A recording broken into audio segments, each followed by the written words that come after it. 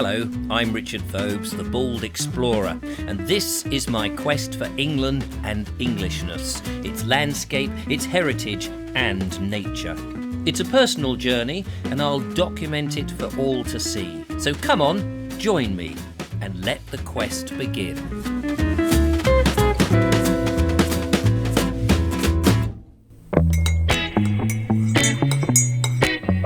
I've made a cup of tea, only I've not made it for myself because I have a guest today. It's not the lovely Julia. The lovely Julia is actually on her way with the lovely Joe. But today, in my house, for a cup of tea, a chat, and maybe a wander down to the seafront, I have one of my lovely viewers. Mark Burgess has given me a call. You have brought a little present for me. I have indeed, yes. Well, several little presents, actually. So, shall we have a look inside? Yes, please. Yes, please, he said. It's like Christmas. Here we go, look at this. It's all stuff, he says, for my van. Lots of little snacks while I'm away. And there seems to be a theme going on with this jolly bundle. Sugar-free. Well, apart from the biscuits, that is. Little black box. And inside the... It's not a It's box. not ticking. No, it's not a box. This is very kind of you. Oh, more bubble wrap. Oh, A wonderful mug, but this mug, extra special. The Bald Explorer, keep exploring on YouTube for your lovely viewers. Bravo.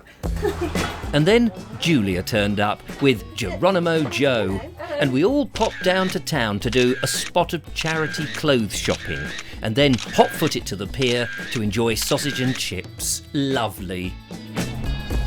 Later, I took Mark to have a look at my van, and he said his sister wasn't happy with the colour scheme. yeah, she thought it was a little bit dark, Richard, and she did take a bit of an issue with your Union flag.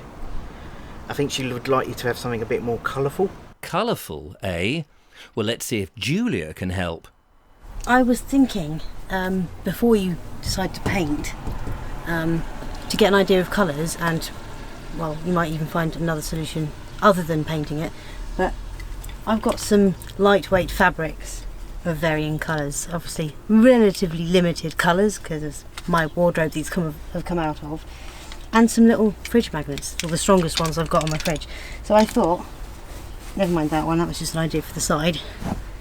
So I've got some various little scarves and things that we can try magnetising to the roof and seeing what you think of the colour and whether it works better. So let me have a go.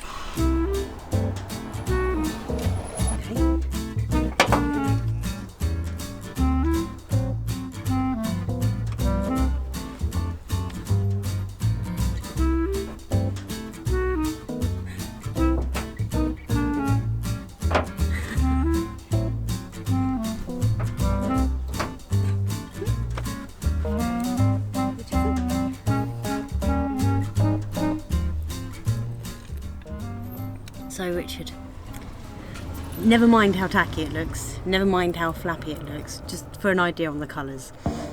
What do you think? Well...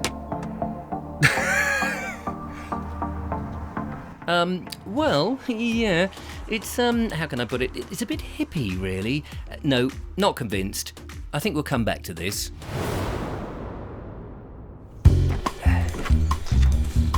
It's a Thursday evening, and I'm out in Liss in Hampshire. I'm back at Ian McCagan's field.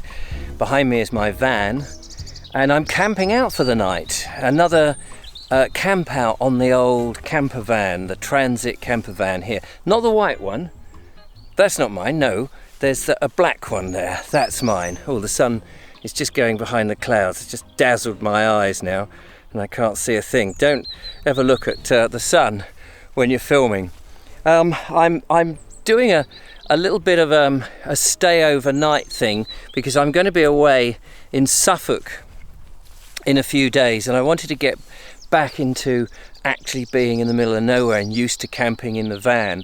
And Ian McCagan, one of my lovely viewers, has very kindly said that I can camp out in his field again. I'll link to when I stayed here before, which was some time ago, with the old style. Do you remember the old style of van? Do you remember that? That was some time ago. Also, I'm trying out, and because the light is all over the place, I'm not really succeeding terribly well. I'm trying out a new lens that I've bought for my little Olympus camera. So I don't know how successful it's going to be, but it's slightly wider angled. So I'm rather hoping that you can see me adjust it a little there, but I'm hoping it's going to be helpful, particularly for filming in the van, because it's quite tight, as you know.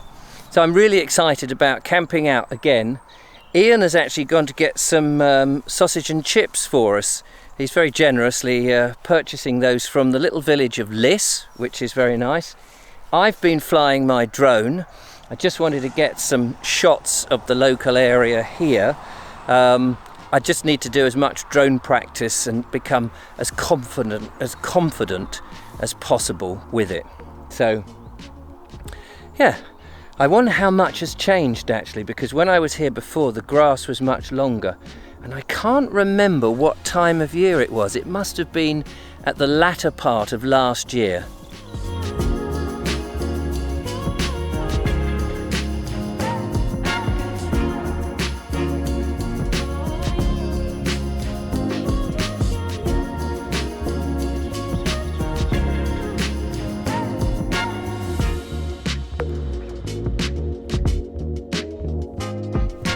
The van, it's a transit van, custom, for those that aren't familiar with it, and it can be quite tight when I've been filming in here before, and of course quite dark. And it's all right if I open up the back doors, then you get a little bit of light through. I do like it, and now that I've made all the various adjustments, it's been really good. One of the more recent adjustments actually to the van is this table. So I can now carry the table on hinges down here. Sorry about the filming. I can lift the table up, lock it into position with a leg, and carry it down like that, which has been really useful. But I have to move the table by detaching it, which I can't do very easily with one hand, because one hand's holding the camera at the moment. It's on hinges. I'll show you all of that a bit later on, when I'm a little bit more ensconced. I've had the van nearly a year now, and I'm slowly getting to grips with van life. All these little camp out help me to learn just how I want to personalise my transit. And being away from home in the great outdoors is magical. And in many ways, for me, the essence of life. Being English, you might say.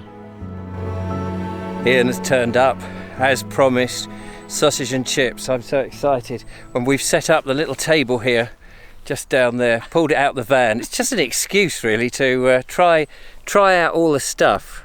So we're going to give it a whirl. Got my chair. Right. Hello Ian. Hello Richard, how are you doing? Yeah, You're good. right. Yeah. Right. Why do they do that? They always do it, like, you know, they've obviously said hello at one point and then they do it on camera. They go, hello, oh hello. This is very kind. Thank you so much for letting me stay in your field. You're welcome. And I understand you want me to dig all of it up by the end of tomorrow. Yeah, that's it. Yeah, I've got you a very tiny spade, so it'll take you a little while, but don't worry about it. Fantastic. Lovely, lovely. Fish and chip. Well, we're going to go and eat because it'll get cold. But thank you very much. And a nice fizzy drink to go with it. That's right. This is what camping's all about. Too right. But after the nosh, it was time for Ian to head home. Literally just ploughed it. So you're going to lock me? You're going to lock me in, are you, Ian? I'm going to lock you in. Yeah. You need locking up, for God's sakes. Yeah, you're more than welcome to. But, Thank you very much. Hope you enjoy your sleep tonight. Yeah, I will do my best. You do that. That's right. You take care anyway, and have a good night's sleep. Thank you. Make sure the ghosts don't get you up here. Yeah. Oh, now he tells me. The ghost of Hawkley Road. Yeah. Now he tells me. Right. Let's close this gate up. There we are. Look, he's actually locking the gate now, ladies and gentlemen, and he's taking the key away with him as well. He's locked in double gate. Oh yeah, there's two sets of gates. I forgot that. 2 sets of gates, and you can't climb over because of all that barbed wire. Terrible, isn't it? It's an outrage. Will I survive? That is the question. The release fee is £2,000. Oh, that's all right. Could someone please pay the release fee? £2,000. Somebody somewhere here must have it. There he is. He's behind the 2 gates. I couldn't get out now, even if I wanted to. He's been a naughty boy, so we thought it's best you lock him in. Outrageous. Hopefully, you will be back 9ish in the morning. Yeah, that's 9 o'clock, 2 weeks' time, is it? No, 9 o'clock tomorrow morning, not in 2 weeks. All right, I'll be here tomorrow morning. You take care. Take care. Good night, Richard. Yeah, good night, Ian. Oh, how about that? There we are. I'm locked in.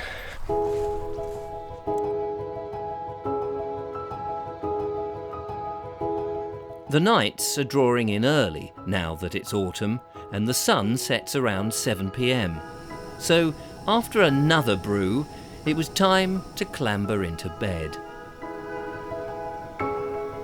I'm all snug and tucked up in bed. This is some time later. It must be about 9 o'clock now. I've had a little bit of time to myself just to sort things out in the van. It is actually a little colder, and I wasn't 100% prepared for the temperature drop by not bringing myself a warmer jumper. I've got a jacket, but a warmer jumper would have been... I have got another jumper, but it's really no warmer. But not to worry, I have got my duvet here and blanket, pillow, etc. So it's very dark, it's very quiet. There's an owl I can hear hooting in the background. So I'm going to snuggle down for the night in the van, and I'll catch you in the morning, I suppose. I'm very comfy. As I say, I'm warm in there. I haven't got hungry. I've made myself a cup of coffee since Ian departed, and so far everything's been absolutely lovely. It's very tranquil and peaceful, and it's nice. Again, the brain is full of thoughts about improvements, lighting improvements, because it's so dark from a filming perspective in here with everything being black. So I would like to brighten up the inside of the van.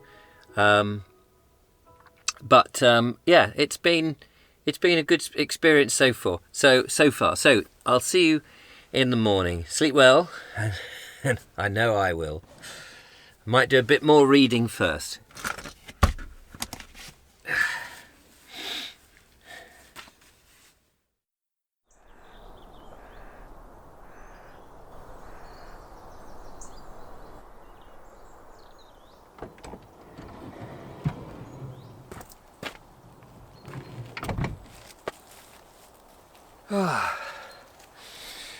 Well, hello world.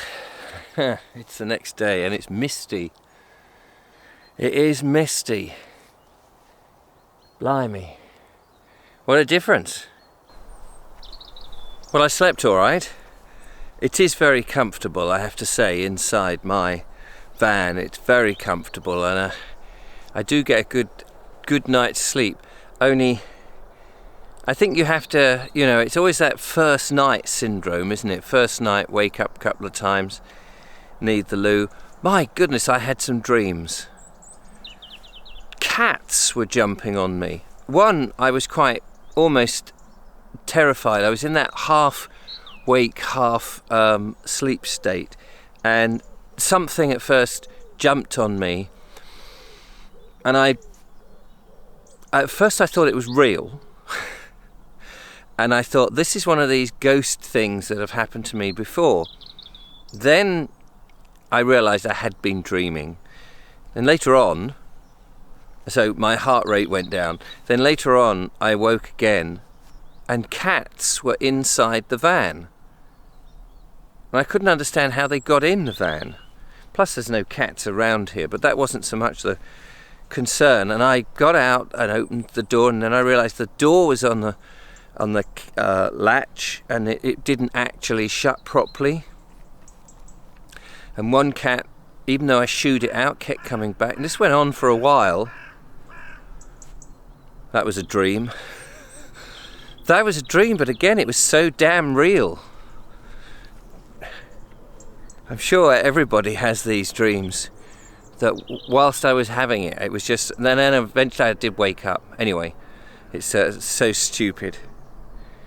But very snug, very warm under the duvet, in the bed, in the van. Didn't expect it to be quite like this. But there is a blue sky up there. The sun is coming up. Ian is coming back a bit later, and we're going off to explore something. I'm not quite sure what. So I think the first thing I need to do is to put the kettle back on and add myself a cup of coffee.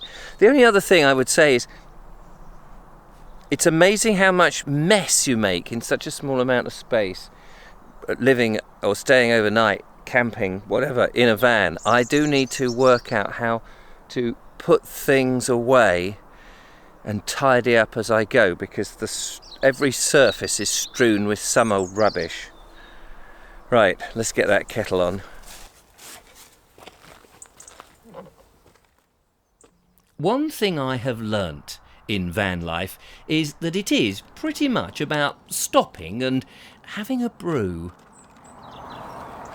I'm sitting in the sun, as you can see, on this beautiful morning now. I've had my cup of coffee and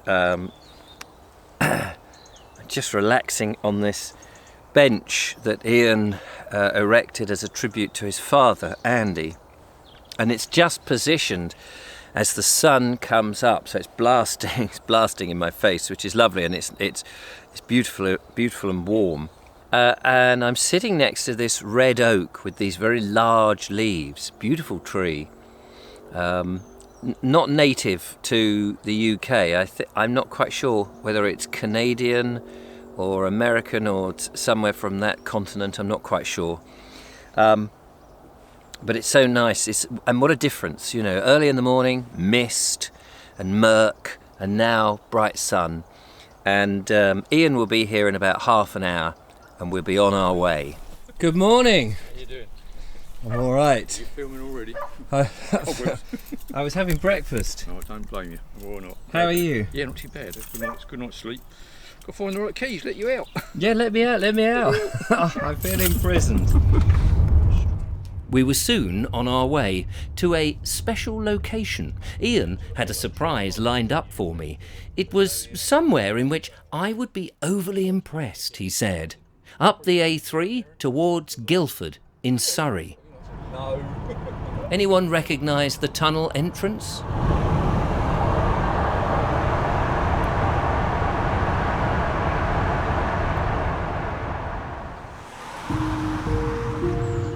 Watts Chapel.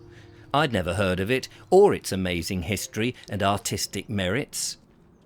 If you like terracotta, you're in for a treat. And we start with this wonderful wellhead, and yes, it's not been filled in. There's water at the bottom. Built in 1906, which is over 100 years ago, it is in remarkably good condition. Oh, that must be the hook. This is the Watts Chapel. We've arrived and we've just had a look at that well, which was lovely, most unusual. and it's all made of terracotta. Yeah, that's the thing, isn't it? This is the whole reason for coming here. Is the terracotta is the that is the terracotta was the lady who was also with her husband, George Watts and Mary Watts. Yeah. The lady of the place from the gallery, he was an artist. She got the villagers to make terracotta tiles to give them something to do so they could earn some money. Right. So this is why this place is covered with terracotta tiles, as you will see in a minute. We just saw some terracotta headstones, which Most unusual. Never definitely. seen that Definitely. before. Yeah, and very ornate, sort of done with Celtic crosses and lots of I mean, the thing is, you don't religious think of terracotta being terribly long-lasting, but that wellhead, 1906. over 100 Yeah, years. exactly. Yeah, can't believe it. You know, and very good condition. I've not really sort of been too worn out. So No. I think the details would have gone by now. So That's still there. amazing. Yeah. Gosh, it is steep.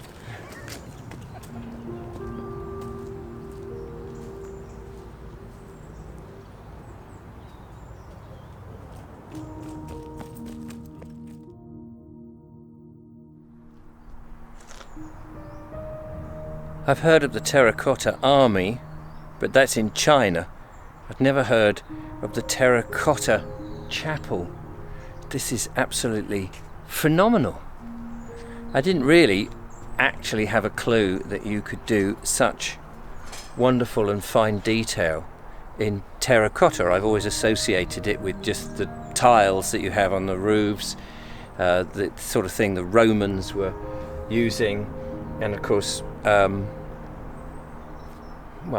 vases and ornaments and things, but it's absolutely stunning what has been achieved here.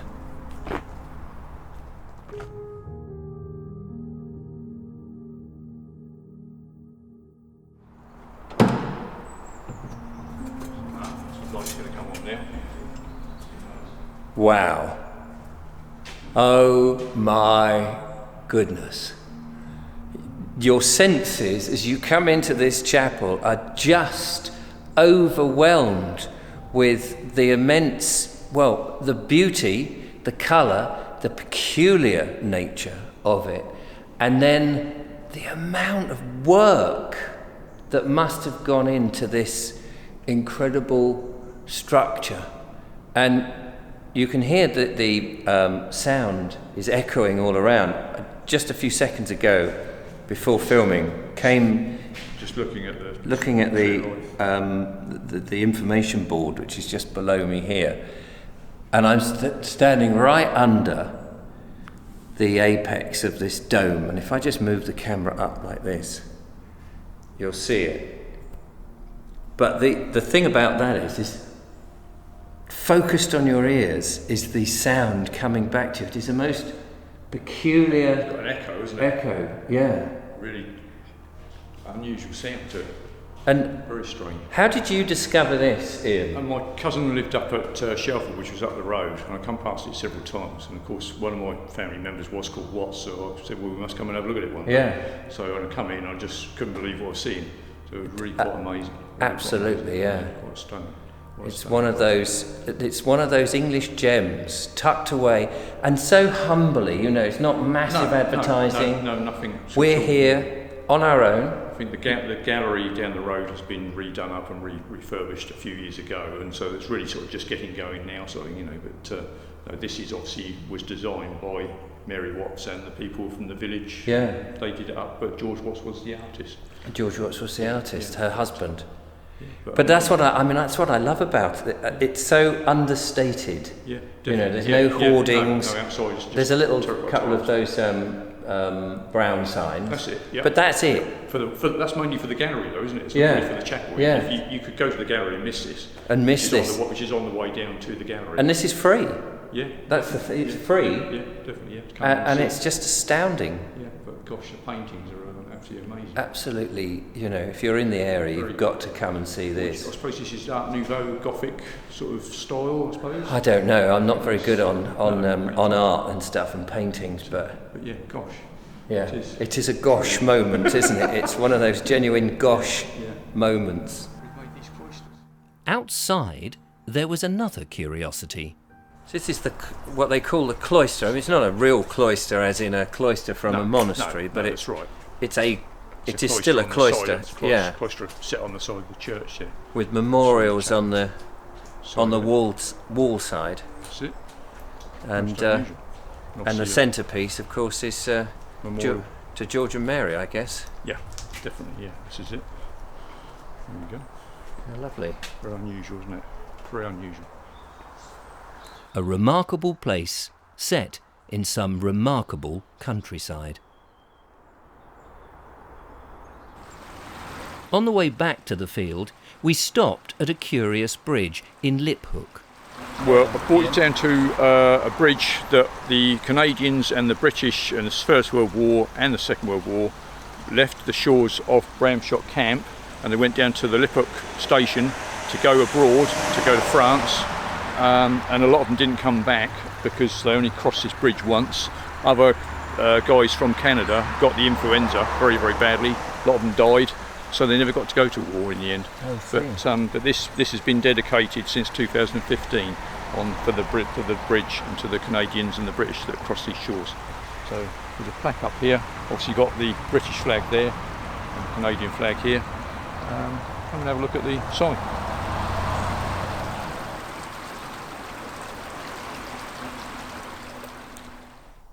It was time for me to go home, so we returned once more to Ian's field. We popped in to see Liz Housden. Didn't film anything, didn't think it was fair to suddenly throw the camera on her. But I haven't felt that with Ian. You just do that to me. Yeah. Just do that with you. But Ian, I just wanted to say thank you so much for letting me stay in the field and for being my chauffeur. Quite welcome. And also my tour guide for the morning. For the morning, that's definitely. Yeah. Well, I hope you enjoyed it, and that's the main thing. As long as you've had a good time, you've seen some different things that we probably wouldn't have seen otherwise. Oh, absolutely. And I know the audience will have enjoyed it as well. Good. So yes, so I shall be hitting the road in my van again. He's off. Yes. Thank you for that. I've let him out really. And lovely Julia paid the £2,000 fine to let me out. So all is good. So I probably owe her a debt now. Well, I hope you've enjoyed this episode. Don't forget to follow, like, subscribe, support the channel if you can, and we'll see you next time. Take care. Bye-bye.